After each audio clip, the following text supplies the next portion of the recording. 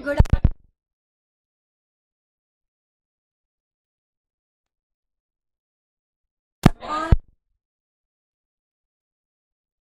Audio.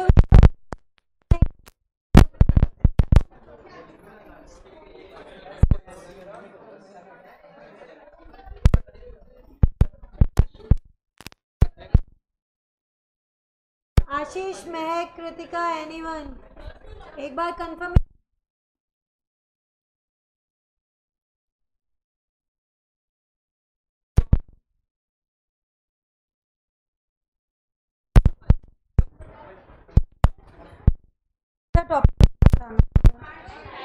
Deed चल रहा था ना?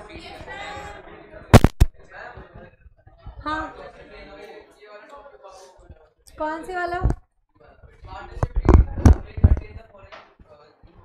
अच्छा, देखो अपन ने क्या लिया था डीड में, एक बार देखो। पार्टनरशिप डीड के बारे में पढ़ रहे थे। पार्टनरशिप डीड में अपन ने पढ़ा था कि एक पार्टनरशिप के लिए एग्रीमेंट का होना ज़रूरी है। एग्रीमेंट ओरल भी हो सकता है, राइटिंग में भी हो सकता है, लेकिन फ्यूचर में डिस्प्यूट ना हो इसके लिए क्या है, इट इज़ डिज़ायरेबल कि ये किस में रखो आप, रिटर्न में। जब ये आपका रिटर्न साइन रजिस्टर्ड होता है तो हम इसे क्या बोलते हैं, पार्टनरशिप डीड बोलते हैं। ठीक है, यही पढ़ा था अपन ने। फिर हमने बोला था it should be stamped according to stamp act 1899। क्या क्या इन्फॉर्मेशन आनी चाहिए एक बार शॉर्ट में रिवाइज करते हैं। फर्म का नाम आना चाहिए, पार्टनर के नेम्स वगैरह आने चाहिए, आपकी पार्टनरशिप जो बिजनेस है उसका नेचर और प्लेस कैसा है वो आपको बताना पड़ेगा। आपकी अगर फर्म एक डेफिनेट टाइम पीरियड के लिए, ड्यूरेशन के लिए आपने बनाई है तो वो भी बतानी पड़ेगी। आपको ये भी बताना पड़ेगा, दोनों तरीके के रेशियोज के बारे में बताना पड़ेगा। दोनों तरीके के रेशियोज के बारे में बताओगे, कैपिटल रेशियो और प्रॉफिट शेयरिंग रेशियो। नया पार्टनर आया, पुराना गया, एडमिशन, रिटायरमेंट, उसके बारे में बताना पड़ेगा। ठीक है, हमने पढ़ा था कि अगर आप कोई इंटरेस्ट दे रहे हो एडवांसेस पे या लोन्स पे, वो भी आपको बताना।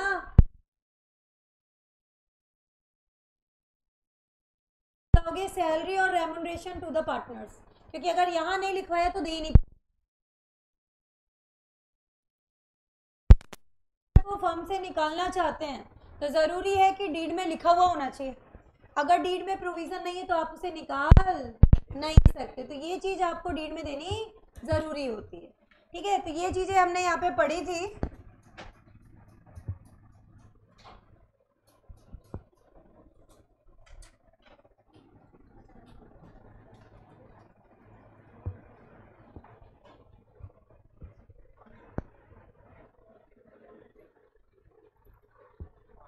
यहाँ तक ले लिए थे अपन ने, याद करो। पार्टनरशिप फर्म अपनी रिक्वायरमेंट के अकॉर्डिंग इसमें कुछ ऐड भी कर सकती है और चाहे तो कुछ भी डिलीट भी कर सकती है, ये हमने लिया था। आगे आ रही है हेडिंग हमारी, टाइप्स ऑफ पार्टनर्स। एक एक करके इनको अपन समझते हैं। पहले मैं एक बार आपको ये चीज़ समझा देती हूँ, उसके बाद में यहाँ से ले लेते हैं, थोड़ा जल्दी भी हो जाएगा अपना और अच्छे से समझ में आएगा। हेडिंग डालना types of partners.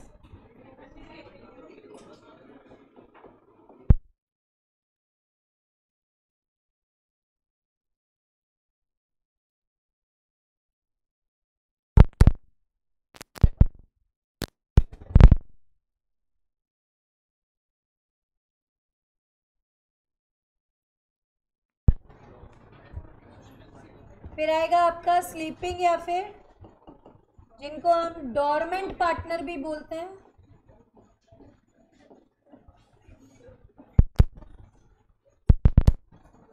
Nominal partner,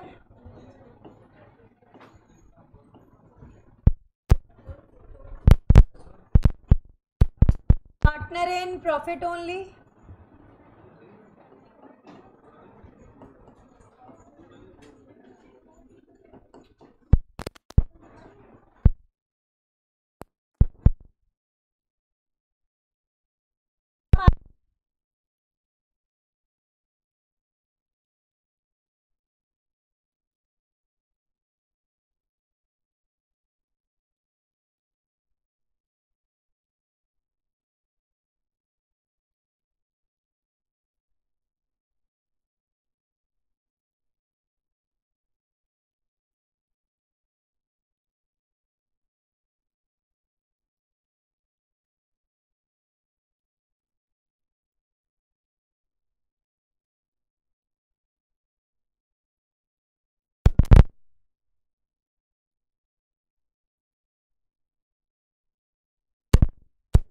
करते हैं पहले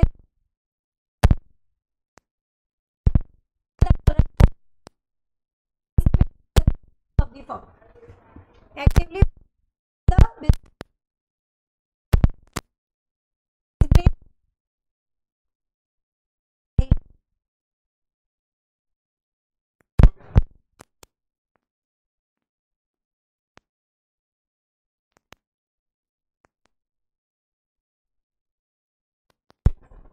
अब आ रही प्रॉपर वॉइस, बताना एक बार ऑडियो प्रॉपर है क्या, बोलो एक बार मैसेज तो मैं कर देती हूँ इनको।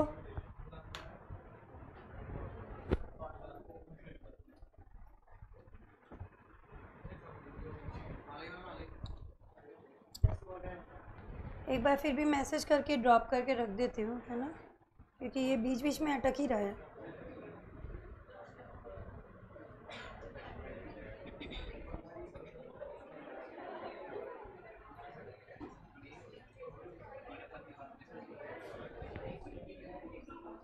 अपना रूल नंबर कौन सा है, ये 12 है ना।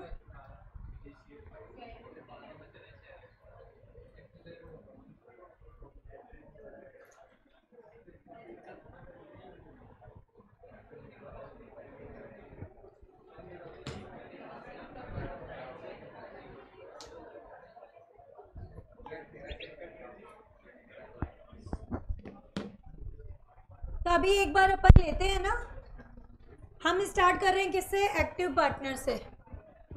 ही actively participates in the conduct of business of the firm. Actively participates in the conduct of business of the firm. Firm के बिजनेस में एक्टिवली क्या करता है, पार्टिसिपेट करता है, तो वो आपका कैसा पार्टनर होता है, एक्टिव पार्टनर होता है।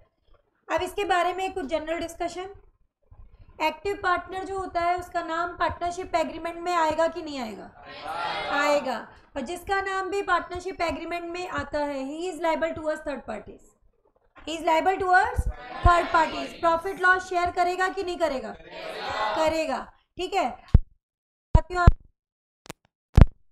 सुनो, notice given to active partner deemed as notice given to the firm. कोई चीज आपने एक्टिव पार्टनर को बता दी तो क्या माना जाएगा, पूरी फर्म को पता है, ठीक है। दूसरा, एक्टिव पार्टनर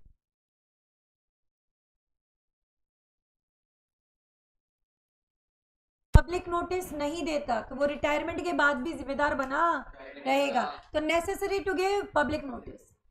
एक्टिव पार्टनर की डेथ या इंसैनिटी पे फर्म डिसॉल्व होती है। डिफरेंसेस में एक पॉइंट लिखा और इंसॉल्वेंसी ग्राउंड फॉर डिसोल्यूशन लिखा था, नहीं लिखा था अपन ने, बताओ। तो यही चीज अपन ने यहाँ पे ले ली। इसके बाद में अपन लेते हैं अब दूसरा टाइप जो है आपका स्लीपिंग पार्टनर। इसका जस्ट उल्टा कर दो, he does not actively participate in the conduct of the business of the firm. He doesn't participate actively in business of the firm.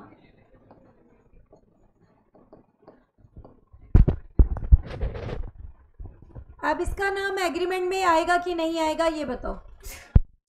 Partnership agreement में नाम आएगा कि नहीं आएगा, आएगा। स्लीपिंग पार्टनर का नाम भी पार्टनरशिप एग्रीमेंट में आता है। एक्चुअली वॉइस का इशू सॉर्ट आउट,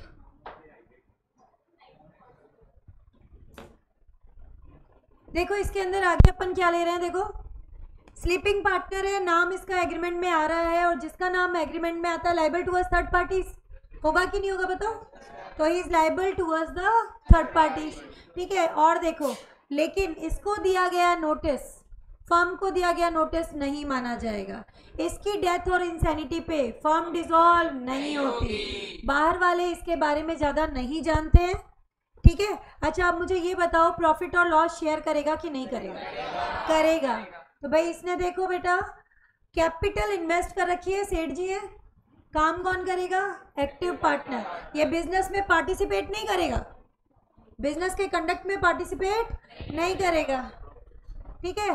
लेकिन यहाँ पर होगा क्या, प्रॉफिट और लॉस की शेयरिंग तो ये करेगा। वॉइस में इशू आ रहा है सर इसमें, नहीं बीच बीच में काफ़ी कम हो जाता है इसका। यहाँ से तो प्रॉपर जा रही है, इसकी तो बैटरी फुल दिखा रहा है।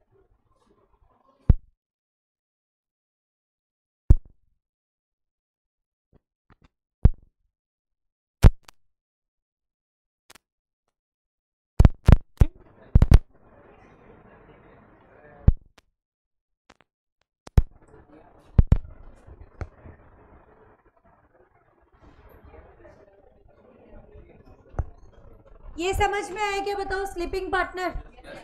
तो ये आपका हो गया जो बिजनेस में पार्टिसिपेट कर,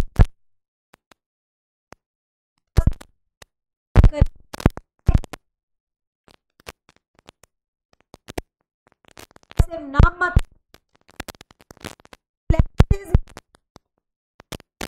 लैंड ने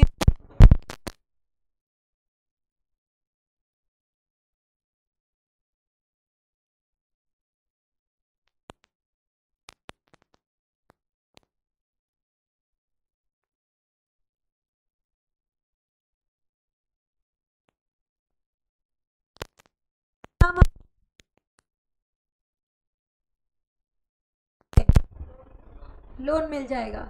आई थिंक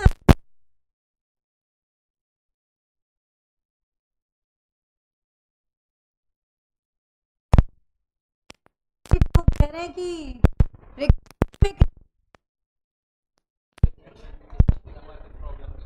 ऑडिबल नहीं आ रहा है अभी।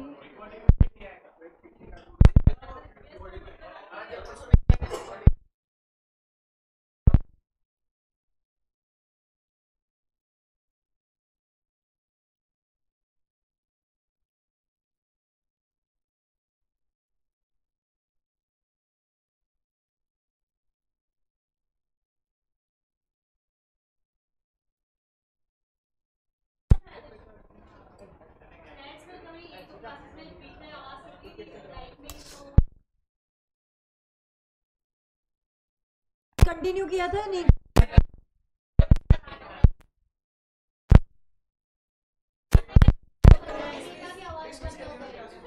एक बार एक काम,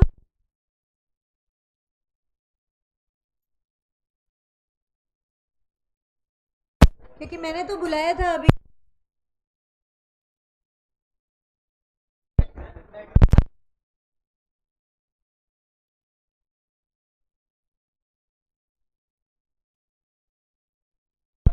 काफी वॉइस बहुत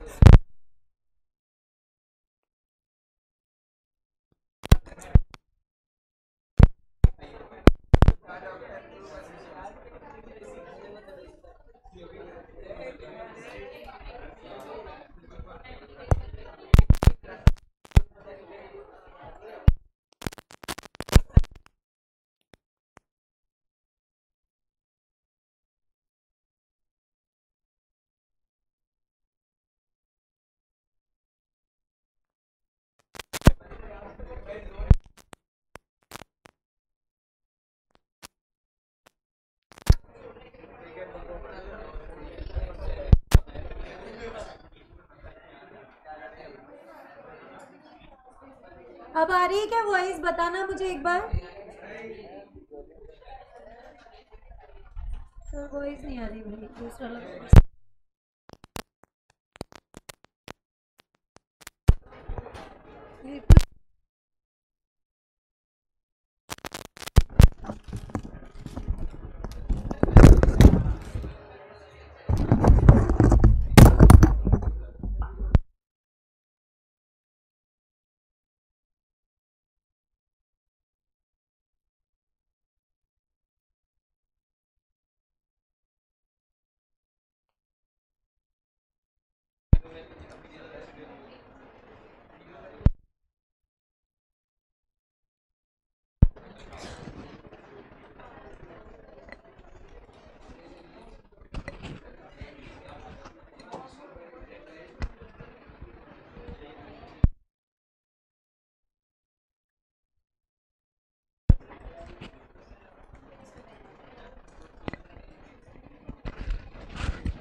हेलो हेलो आशीष, करण, कृतिका, महक, वॉइस आ रही है आपको क्लियर?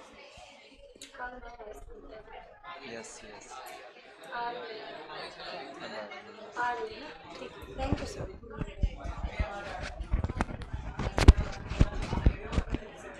Thank you sir.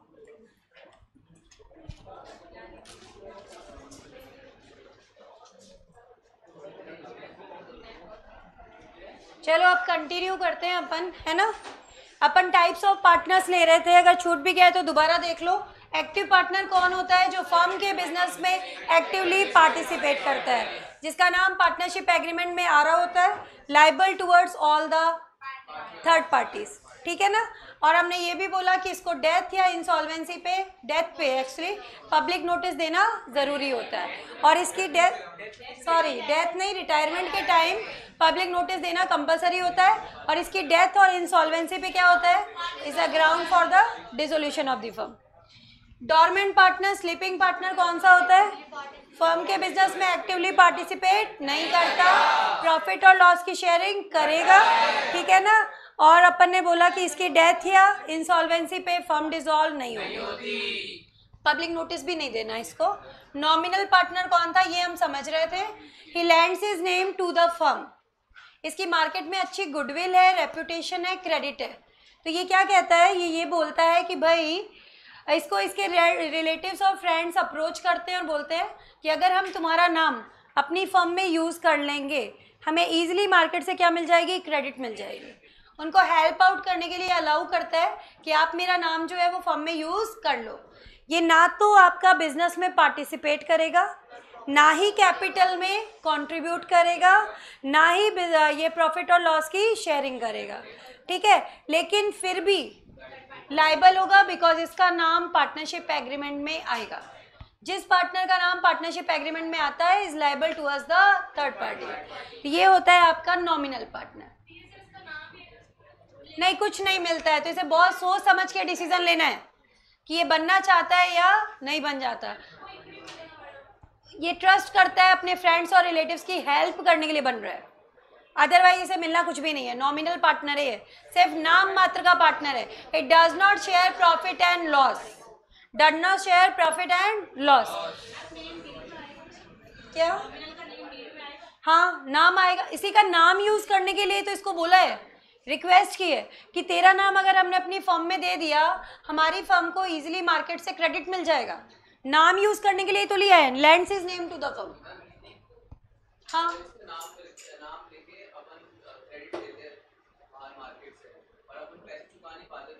ये जिम्मेदार है ना। हाँ, इसको इसलिए नहीं मिल रहा क्योंकि इसको सोच समझ के लेना है डिसीजन। इसकी सिचुएशन ही यही है, ना तो तुम बिजनेस में पार्टिसिपेट करोगे, ना ही तुम्हें कैपिटल कंट्रीब्यूट करनी है, ना ही you will be sharing the profit और लॉस। मिलना कुछ नहीं है, लाइबिलिटी आनी है। It is just to help your friends and relative. बहुत सोच समझ के डिसीजन लो कि नॉमिनल पार्टनर बनना चाहते हो या नहीं बनना चाहते। Partner in profit only, partner in profit only, नाम से ही पता चल रहा है प्रॉफिट शेयर करेगा, लॉस बियर नहीं करेगा। ही is liable towards third parties only towards the share of his profit, liable towards third parties only towards the share of profit. उससे ज्यादा इससे आप पर्सनली कुछ भी नहीं मंगवा सकते। इनकमिंग पार्टनर, नया पार्टनर जो फर्म में एंटर करेगा उसको बोलते हैं इनकमिंग पार्टनर। एक फर्म में 5 पार्टनर है बेटा, A B C D E. F enter करना चाहता है एज अ न्यू पार्टनर, कब कर सकता है? With the consent of all the partners, only with consent of all the partners. और लाइबल कब से होगा? ये from the date of entry into the firm.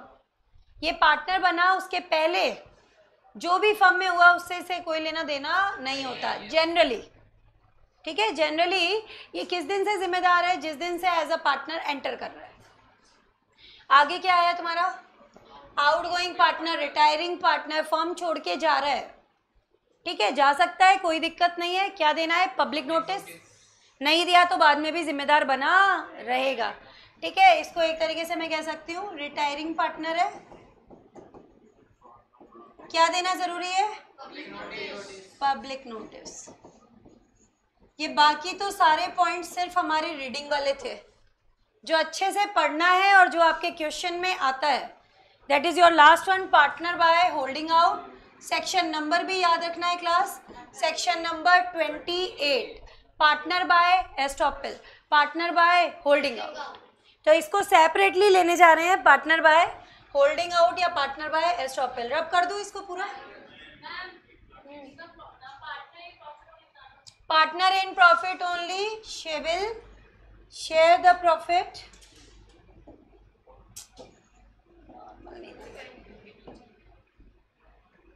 share the profit, not the loss, liable only up to his share of profit, his share of profit. सिर्फ वहीं तक जिम्मेदारी आती है, पर्सनली आप इससे कुछ भी नहीं मंगा सकते। नॉर्मल बिजनेस का जो प्रॉफिट और लॉस होता है उसमें ये प्रॉफिट तो लेगा लेकिन लॉस बियर नहीं करेगा।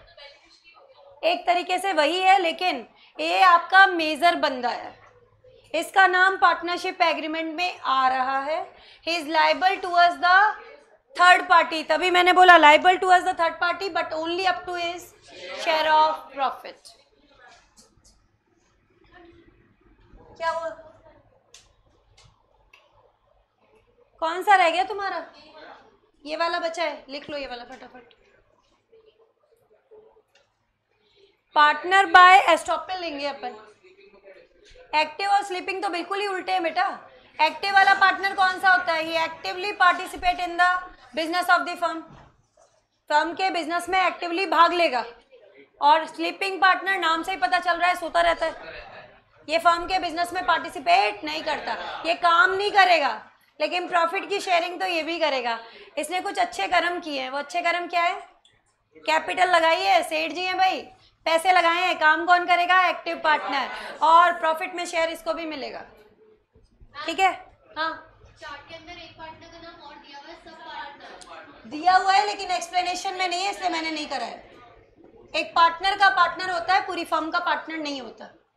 सिर्फ नाम यहाँ दे दिया, डिस्क्रिप्शन नहीं था इसलिए मैंने स्किप कर दिया। क्या लिखा हुआ है देखो, अब लेते हैं अपन पार्टनर बाय होल्डिंग आउट और by estoppel.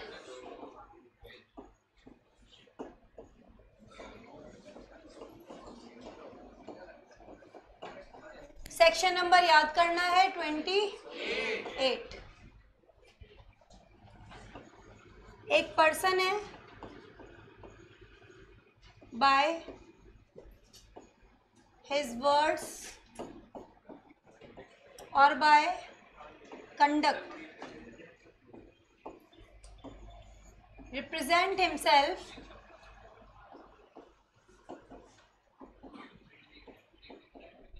As a partner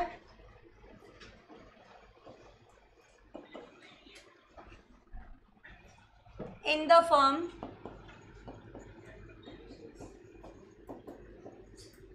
but in fact he is not a partner,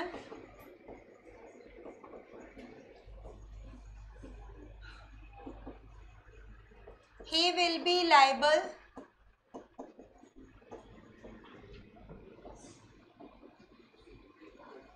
towards the persons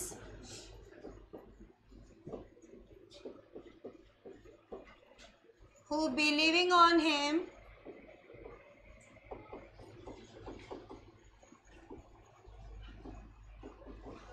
invest money in the firm, invest money in the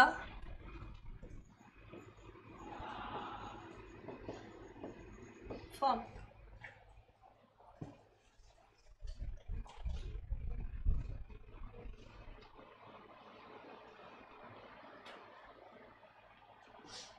holding out का मतलब क्या होता है वो भी लिख लेना। होल्डिंग आउट वर्ड का मतलब होता है टू रिप्रेजेंट, टू रिप्रेजेंट। क्या? ये लास्ट लाइन लिखी है, हाँ, इसका ओवरऑल मतलब वो मैं अभी समझा रही हूँ, अभी समझाऊंगी पूरा। कहाँ से? बट इनफैक्ट असलियत में, इनफैक्ट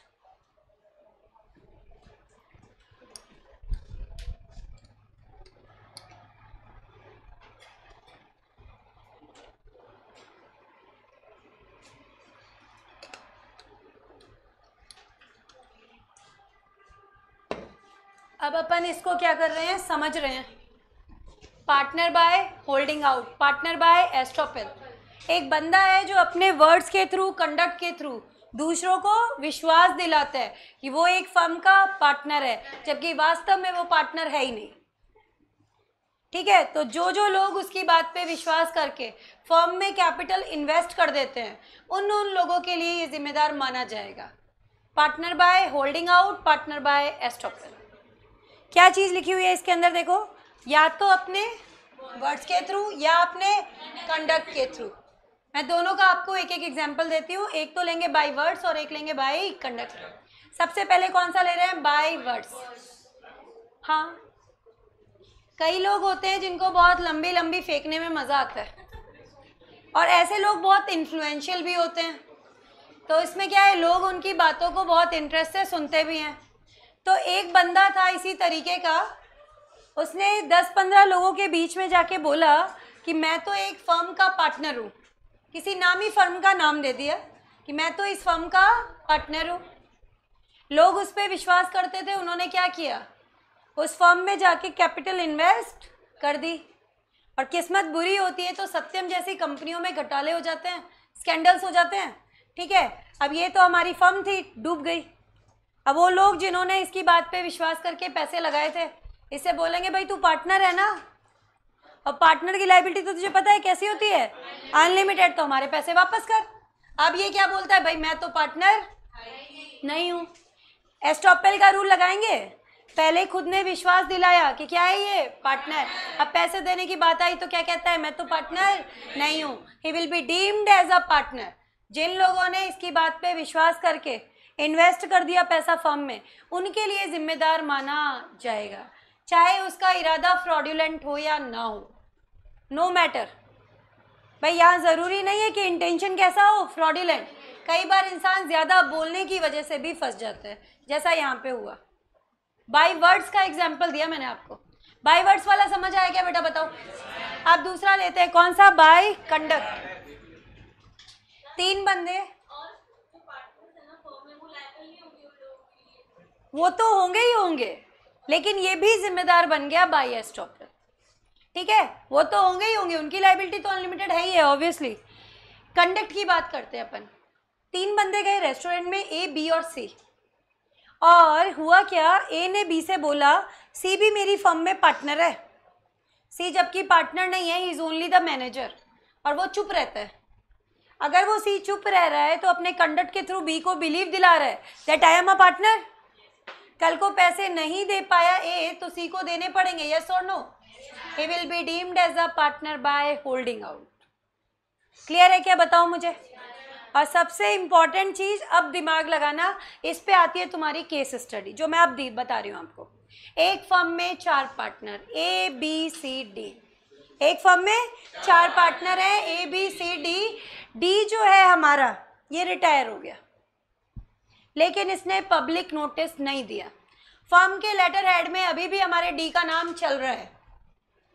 ठीक है, अब क्या हुआ, डी अपने कंडक्ट के थ्रू दूसरों को बिलीव दिला रहा है कि वो अभी भी पार्टनर है, यस और नो। तो he will be deemed as a partner by holding out. समझ आई चीज की नहीं आई, बताओ। अगर एक पार्टनर बिना पब्लिक नोटिस दिए रिटायर होता है, he will be deemed as a partner by holding out और partner by estoppel, and he will be liable. Section number 28 लगेगा, याद रहेगा। केस स्टडी तो इस तरीके की आएगी। रिटायरिंग पार्टनर ने पब्लिक नोटिस नहीं दिया, क्या जिम्मेदार है, yes, as a partner by estoppel. Public notice दे दिया, पार्टनर की ड्यूटी खत्म, इसके बाद जिम्मेदार नहीं होता, उसके कहने से नहीं होता।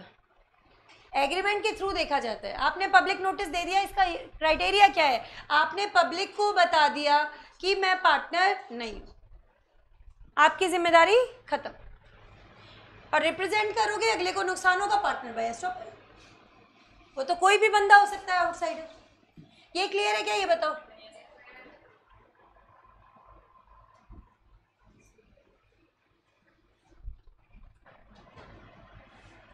अब इसके पॉइंट्स फटाफट देख लो। एक्टिव पार्टनर, सब पार्टनर बेटा हट गया है, ये यहाँ सिर्फ हेडिंग में दिया हुआ है, मैटर में नहीं है। मैटर में आता तो मैं करा देती। एक्टिव और एक्चुअल और ऑस्टेंसिबल पार्टनर। एक्टिव पार्टनर क्योंकि एक्टिवली पार्टिसिपेट करता है बिजनेस में। रियलिटी में पार्टनर तो यही है, इसलिए क्या बोला?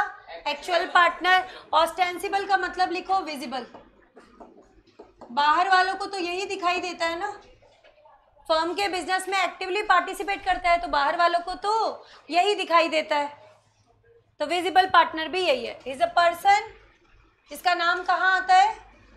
एग्रीमेंट में। Definition, actively participates in the conduct of the partnership. As an agent of all the partners in ordinary course of business. Retirement पे इसे पब्लिक नोटिस देना कंपलसरी है, अदरवाइज अपनी लाइबिलिटी से फ्री नहीं हो पाएगा। Compulsory to give public notice.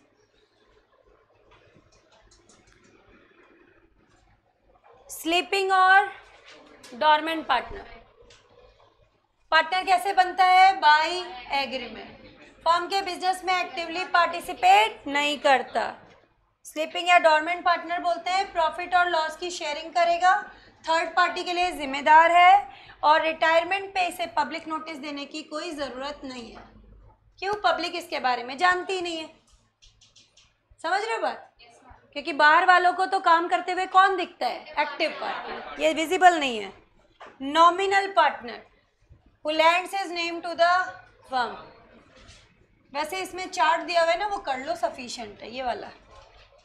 ये चार्ट के पॉइंट्स कर लेना। अपने नाम फर्म को उधार देता है, इसका फर्म में कोई रियल इंटरेस्ट नहीं है, प्रॉफिट और लॉस की शेयरिंग नहीं करेगा, फर्म के बिजनेस में पार्टिसिपेट भी नहीं करेगा, फिर भी थर्ड पार्टी के लिए जिम्मेदार है क्योंकि नाम एग्रीमेंट में आ रहा है। Liable to us third parties. एक पॉइंट जरूर ऐड करना, does not invest capital. Does not invest capital. वैसे तो इस पॉइंट में इंक्लूड हो जाता है, does not have real interest in the firm, but still आप लिख लो। फर्म में कैपिटल भी इन्वेस्ट नहीं करेगा, बिजनेस में पार्टिसिपेट भी नहीं करेगा, प्रॉफिट और लॉस की शेयरिंग भी नहीं करेगा, फिर भी बाहर वालों के लिए जिम्मेदार है। क्यों? नाम आ रहा है इसका पार्टनरशिप एग्रीमेंट में। कौन सा? नॉमिनल पार्टनर होगा भाई, एग्रीमेंट में नाम आ रहा है, इसका नाम यूज हो गया, बाहर वाले इसको पार्टनर समझेंगे, इसका नाम आ रहा है। अनलिमिटेड लाइबिलिटी होगा किसकी? हाँ, नॉर्मल बिजनेस का प्रॉफिट लॉस नहीं करेगा, लेकिन अगर आउटसाइडर ने केस फाइल कर दिया, नाम तो एग्रीमेंट में आ रहा है कि नहीं आ रहा है, बाहर वाले क्या बोलेंगे? हमने तो तेरे नाम के भरोसे इन्वेस्ट किया था, पैसा दे हमारा। जिम्मेदार है कि नहीं उनके लिए? हाँ, लेकिन उसमें पब्लिक नोटिस देना पड़ेगा जैसे नॉर्मल पार्टनर को देना पड़ता है। बाहर वालों को बता दो कि आज के बाद मैं पार्टनर नहीं हूँ, इन्फॉर्म करना पड़ेगा बस। अब तुम्हारा आया पार्टनर इन प्रॉफिट ओनली, सिर्फ ये चार्ट कर लेना। प्रॉफिट शेयर करेगा, बिजनेस में लॉस को बियर नहीं करेगा, liable towards third parties only towards the acts of profit. ज़्यादा से ज़्यादा इसका जो प्रॉफिट का हिस्सा है वो आप रोक सकते हो, पर्सनली आप इससे कुछ भी नहीं मंगा पाओगे। इनकमिंग पार्टनर कौन होता है भाई? एक ऑलरेडी एग्जिस्टिंग फर्म में एक पार्टनर एडमिट हुआ, उसको बोलते हैं, कैसे आ सकता है? Consent of all the existing partners. It is not liable for the act of the firm done before his admission. Normally कब से जिम्मेदार है? जब से ये पार्टनर की तरह एंटर करता है। Outgoing partner, retiring partner, partner who leaves the firm, और बाकी पार्टनर बिजनेस कैरी ऑन कर रहे हैं, है ना? रिटायरिंग या outgoing partner.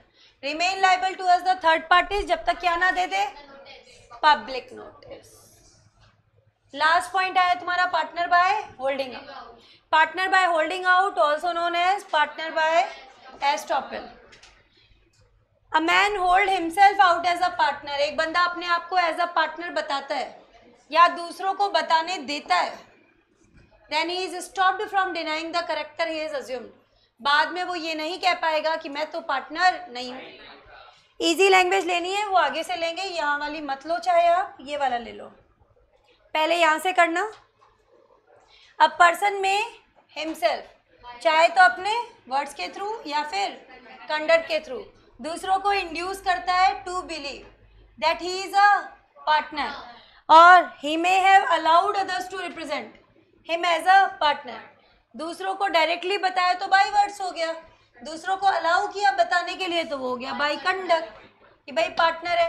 Result in both the cases is identical, मतलब दोनों ही केसेस में उसे पार्टनर बाय एस्टॉपल माना जाएगा। He will be deemed as partner by estoppel. First point क्या दिया है, where a person represent himself, can I say by words, knowingly permit himself to be represented as a partner, can I say by conduct, जबकि वास्तव में partner है ही नहीं।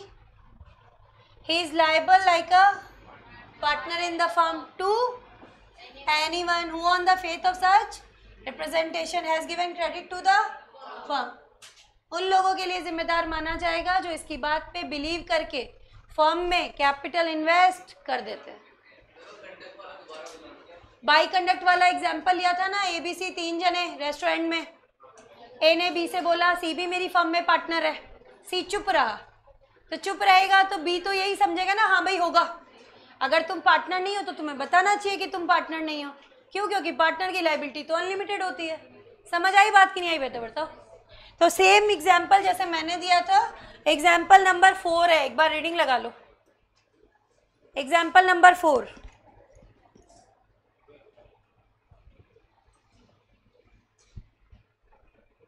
By conduct वाला scene है ये। एक्स वाई पार्टनर है, x ने इंट्रोड्यूस किया ए को, ये भी पार्टनर है मेरी फर्म में। ए जो है वो चुप रहता है, जेड ट्रेडर बिलीव करता है कि ये पार्टनर है और टीवी सेट सप्लाई कर दिए। After supply of credit period Z को टीवी सेट नहीं मिले, अमाउंट नहीं मिला, Z filed a suit against X and A जिम्मेदार माना जाएगा, क्यों? As a partner by estoppel, क्योंकि वो चुप रहा था, जिम्मेदार बन गया। अगर पार्टनर नहीं था तो बोलना चाहिए था that I am not a partner. आगे क्या दे रखा है, सिर्फ उन्हीं लोगों के लिए जिम्मेदार है जो इसकी बात पे बिलीव करके पैसे इन्वेस्ट कर दे। It is only the person to whom representation has been made, जिन्होंने उस रिप्रेजेंटेशन के बेसिस पे काम किया है, मतलब कैपिटल इन्वेस्ट कर दी फर्म में, उन्हीं लोगों के लिए जिम्मेदार है। Is not liable towards all the third parties, is not liable towards all the third parties, he is liable only towards them, those who believing on him invest the money in the firm। आगे दे रखा है, जरूरी नहीं है कि उसका intention fraudulent हो। मैंने बताया था आपको, जरूरी नहीं है इरादा फ्रॉड करने का हो, कई बार इंसान ज्यादा बोलने की वजह से भी फंस जाता है। नेक्स्ट क्या आ रहा है, ये चीज इंपॉर्टेंट है, ये याद रखना भाई। बंदा हो गया रिटायर, लेकिन उसने क्या नहीं दिया, पब्लिक नोटिस नहीं दिया, तो उसे पार्टनर बाय एस्टॉपल की तरह जिम्मेदार माना जाएगा। पढ़ के देख लो एग्जाम्पल नंबर 5।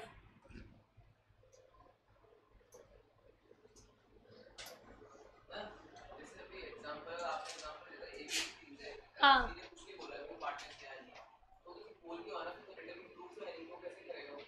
वो चीज़ ये है कि आप रिकॉर्डिंग दिखाओ या कोई भी डॉक्यूमेंटल प्रूफ दिखाओ। अब प्रूफ कैसे करेगा, that is practical aspect. Theory जो कहती है वो ये कहता है कि चुप रहा तो बाई कंडक्ट बिलीव दिला दिया मैं पार्टनर हूँ, लॉ कहता है तुम जिम्मेदार हो। बाकी तो लॉ ये भी कहता है this can be in oral और इन राइटिंग। ओरल है तो प्रूव करने में दिक्कत आती है, वो खुद ही बोलते हैं राइटिंग में रखो टर्म्स, अगर प्रूव कर दो देन वैलिड। ये पढ़ लिया क्या एग्जाम्पल, ये बताओ। अगर प्रूफ नहीं कर पाया, law believes only on evidences, फिर कोई रेमेडी नहीं। सेम है ना ये वाला बेटा?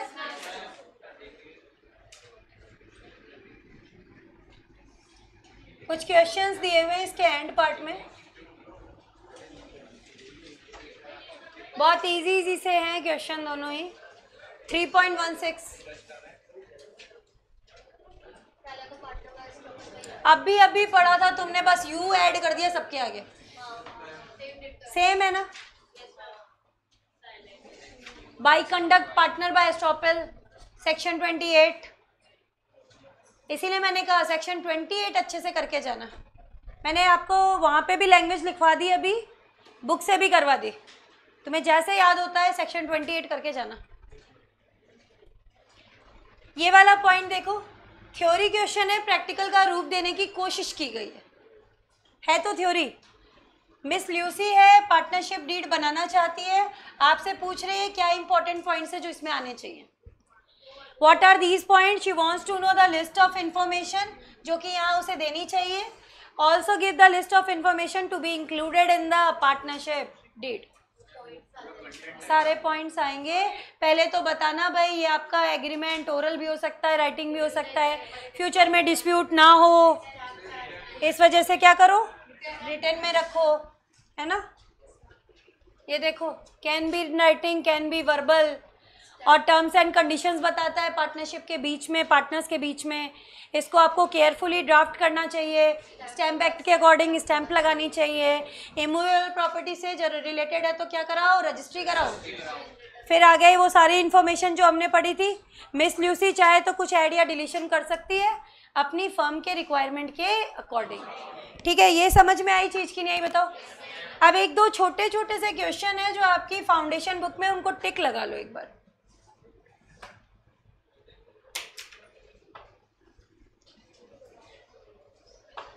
यूनिट 1 जो है हमारी, आई थिंक यूनिट 4 चल रही है अभी।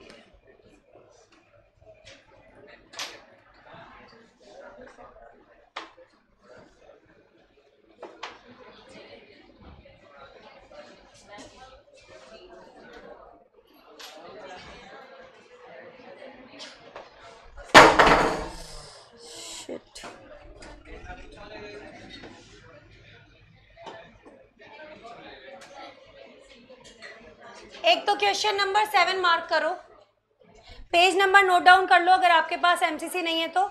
157 पेज नंबर पे एक क्वेश्चन मिलेगा, क्वेश्चन नंबर 7। मेरे को आपको ये मैंने टॉपिक कराया था जब अपन ने यूनिट स्टार्ट करी थी कि इन केसेस में पार्टनरशिप नहीं मानी जाती। 4 पॉइंट बताए थे शांति रंजन दास गुप्ता वाले केस के, याद आ रहे हैं? तो वही 4 पॉइंट्स आपको यहाँ दे के आने हैं। मैंने आपको बोला था ना क्वेश्चन आरटीपी में एग्जाम में आया हुआ है, मैं बताऊंगी आपको। लैंग्वेज क्या है, what is conclusive evidence of partnership, mutual agency बता देंगे। दूसरी तरफ क्या बोला, state the circumstances when partnership is not considered between parties. वो चारों पॉइंट यहाँ आपको देने पड़ेंगे। पार्टनरशिप की टर्म्स एंड कंडीशन का रिकॉर्ड नहीं है, एग्रीमेंट नहीं है। पार्टनरशिप बिजनेस के अकाउंट्स मेंटेन नहीं है। पार्टनरशिप फर्म का बैंक अकाउंट नहीं है। और न्यूली क्रिएटेड पार्टनरशिप है तो डिप्टी डायरेक्टर ऑफ प्रोक्योरमेंट कोई इन्फॉर्मेशन नहीं दी है। याद आ रहा है? यही 4 पॉइंट्स हमने लिखे थे और इसको अच्छे से करके आना। Sharing of profit conclusive evidence नहीं है, it is only the prima facie evidence. ये इस बार अभी एग्जाम में आया था तो मैंने आपको तरीका बताया था कि आप किस तरीके से दे देना। मैंने आपको बोला था ये पीडीएफ में भी चारों पॉइंट दिए हुए हैं, आप चाहो तो उस अकॉर्डिंग ले लेना। ये 4 पॉइंट करके जाना।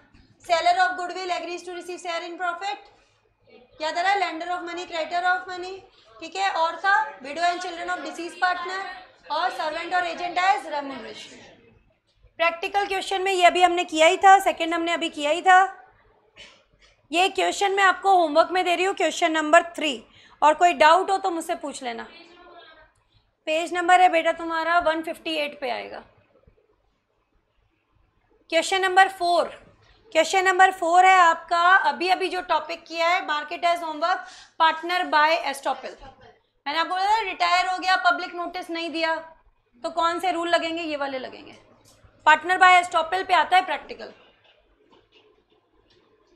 इसकी एक बार चलो तुम रीडिंग लगाओ, आंसर पार्ट मत देखो इसका, सिर्फ रीडिंग लगा लो, लास्ट कर रहे हैं अपन ये। क्वेश्चन नंबर 4 पी हो गया है बेटा यहाँ पे रिटायर, 3 पार्टनर थे MNP, और उसने पब्लिक नोटिस दिया नहीं है।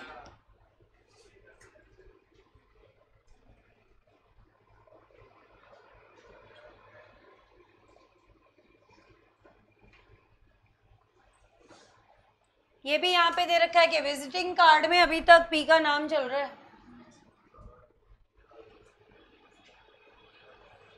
फर्म से डेब्ट की रिकवरी हो नहीं पा रही है। अब मिस्टर एक्स रिकवर करना चाहते हैं, not only from the firm but also from mister P. कर सकते हैं क्या? यस कर सकते हैं। Will be deemed as a partner by estoppel. Legal provision में क्या बता क्या हो गया? सेक्शन 28। याद रहेगी चीजें?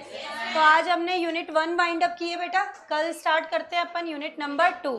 अच्छा एक चीज याद रखना, यूनिट 2 पूरी की पूरी MCC मॉड्यूल से लेनी है। एक यूनिट में पूरी किससे कराऊंगी? MCC मॉड्यूल से कराऊंगी। रीजन है ICI में आपके राइट्स जो है वो स्कैटर्ड दिए हुए हैं, 2 राइट इधर, 2 राइट इधर, 2 राइट इधर। लाइबिलिटीज और ड्यूटीज को उनमें मिक्स कर रखा है। तो MCC बुक में मैंने सेपरेट कर दिया, राइट्स अलग है और ड्यूटीज अलग है। ठीक है, तो ये पूरी की पूरी यूनिट अपन किससे करेंगे? MCC से। तो कल के लिए MCC लेके आना। हाँ